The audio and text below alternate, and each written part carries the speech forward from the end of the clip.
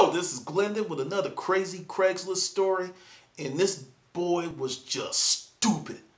This happened about 7-ish, maybe 8 years ago. I was in the warehouse, and I got this phone call as a response to an ad on Craigslist. The guy's like, I answered the phone, hello? And he's like, hello? I was like, okay, that was kind of weird. It's like, how may I help you? He's like, I was calling about the piano. You still have? Yes, I do. Oh, okay. My name Habib. Okay, Habib. The price is a price. It was a older piano, really not in the best condition. I was just selling it like for $50. Just wanted to get rid of it.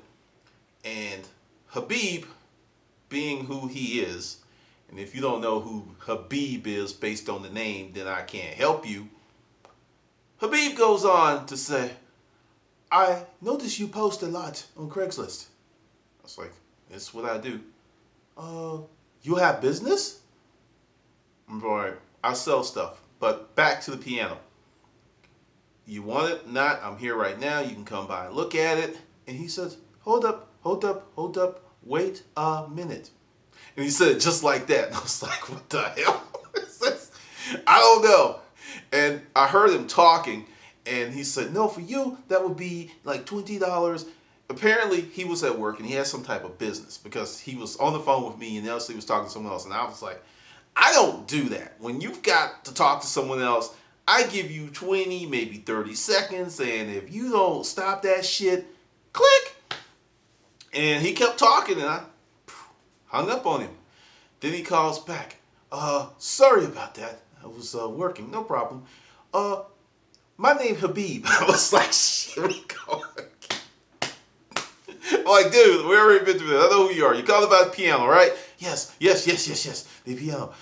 You offer free delivery. Not on that piano. Oh, hell no. And that's exactly how I said it. I'm like, it will cost me more than what he was going to pay me for the piano to have it delivered. I mean, minimum charge on that was going to be $75 to $100, depending on where he was. If there were stairs involved, oh God.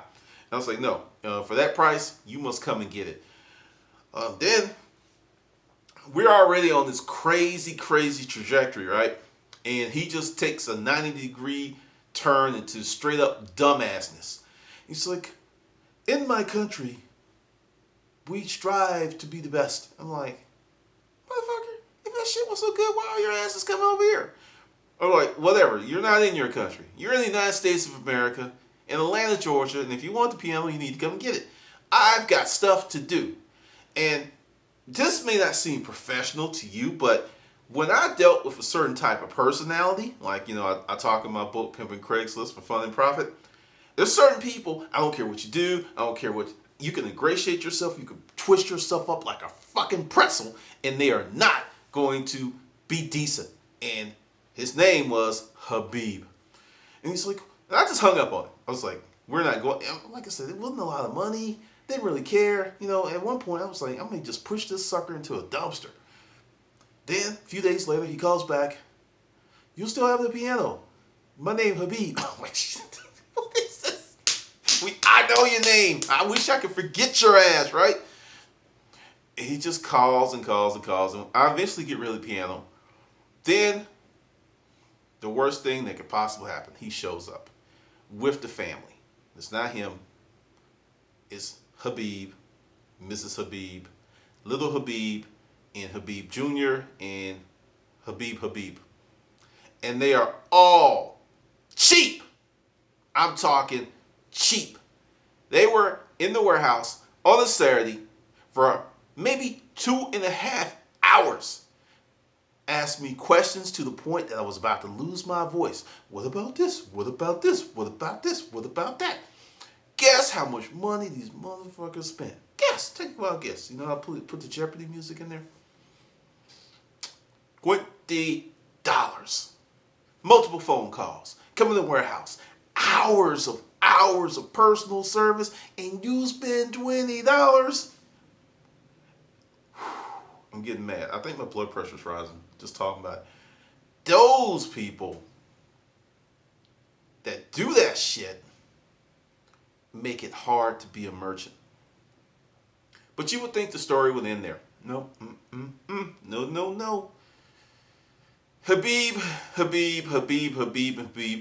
They become regular customers. I see these motherfuckers every weekend. And it's the same thing every time. I don't know if it's Indian water torture. It's just the slow, constant grind.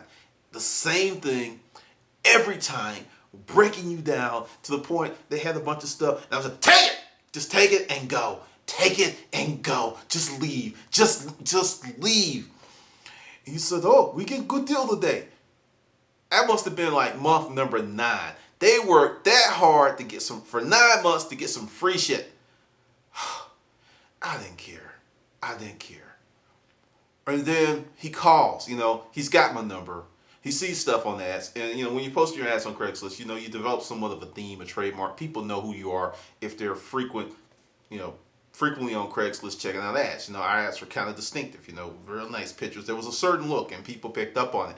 And he's like, he called up, hey, it's Habib. And I'm like, we boys and shit now? I was like, what do you want, Habib? I just talked to him like, I really wanted him to go away. And this is the funny thing. I had so many people that worked my nerve. Sure, I was grateful to get their money, but man, they made me earn it emotionally and spiritually. They would not leave. I don't care what I said, hung up, was rude. They would not freaking leave.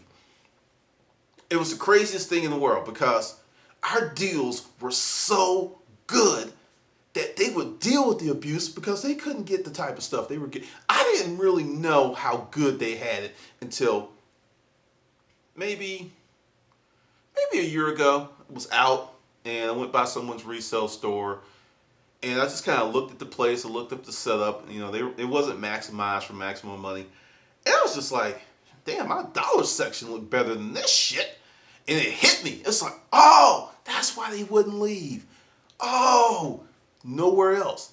This is what happens when you're a volume buyer and you build a business and you get the right clientele. You can give people stuff they can't get anywhere else and they get that hook in their mouth and you got them. And when I found, if I only knew how good I had them, I could have probably raised stuff to $2 in the dollar section. Probably could have, maybe 3, who knows. But that was it with him and his daughter and his wife. Now the daughter, the poor child was so shy, I don't know. She would just stand at the desk and, give you that creepy look. Just would never say anything, never say a word. I don't know if the poor child could even speak. Now the kid, he was chatting. He's like, who's your favorite rapper? I'm like, he's dead. Tupac. Oh, I love Tupac. California. And then he knew the songs. And his father was looking at him like, you're a Habib. You don't listen to that shit. And he's like, I don't know. I've heard about it. All of a sudden the stress of his father looking at him. But this is the type of stuff. Now, there's a whole other series of Craigslist stories that I am going to get into later. But I'm just kind of clearing out the riffraff, the freaky stuff. And if there's any movers out there, I would really love to hear from you guys because I have 2 friends that own moving companies and we sit around, chop it up and talk about stuff. And they had similar experiences with the women. I want to see, has that happened to you? Has some chick ever come on to you when you were making a delivery? I want to know. All right, this is Glendon with Crazy Craigslist Stories.